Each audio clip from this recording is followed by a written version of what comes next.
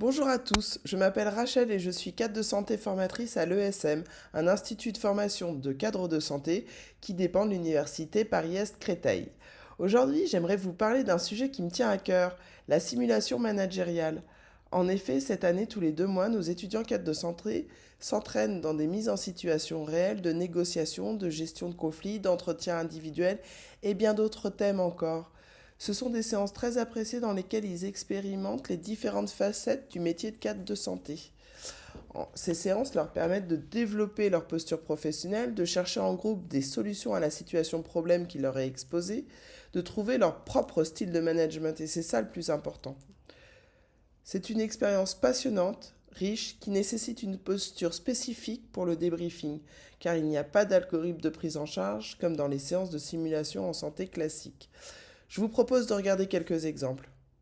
Aujourd'hui, j'ai souhaité vous rencontrer. Donc, du coup, cet entretien va durer une vingtaine de minutes, hein. D'accord. Voilà, la raison pour laquelle je vous convoque est bon, me met dans une position un peu délicate. Voilà, je suis très embêtée parce que, bon, moi, je suis quand même, je suis assez inquiète parce que j'ai constaté que vous s'absentez du service. Les points forts de cette année, déjà, enfin moi, voilà, c'était mon investissement justement sur le livret d'accueil. Alors, il y a déjà 2 ans, hein, mais c'est d'accompagner les stagiaires, les étudiants. Donc ça, c'est ton point fort, Oui, ça? c'est quelque chose qui me tient à cœur, que j'aime beaucoup. Super. Et je ne sais pas justement si votre collègue vous en avait parlé, si vous aviez mes anciens entretiens. Oui, c'est vrai que ça fait peu de temps qu'on se connaît. Voilà, donc c'était quelque chose, elle était au courant, je m'étais particulièrement investie. Ouais. Et voilà, où j'avais participé, entre autres, donc au livret d'accueil. Ok. Ok. D'ailleurs, je vais rebondir, on était sur les points forts, mais Hmm. du coup, j'avais également formé l'infirmière qui est arrivée, je crois que ça fait 1 an qu'elle est dans le poste. Ok. Je l'ai formée également sur le livret d'accueil, l'encadrement des stagiaires. Ah oui, tu parles de Martine, c'est ça? Voilà, Ok. et j'ai vu en fait que justement, elle a été nommée référente des stagiaires. Ouais.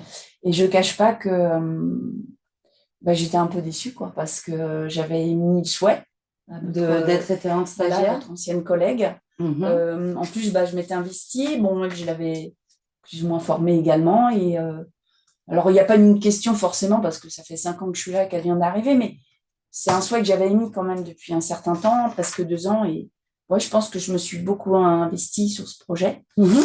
Du coup, je ne cache pas que je suis un petit peu déçue à ce D'accord. niveau-là. Mais écoute, je suis surprise aussi.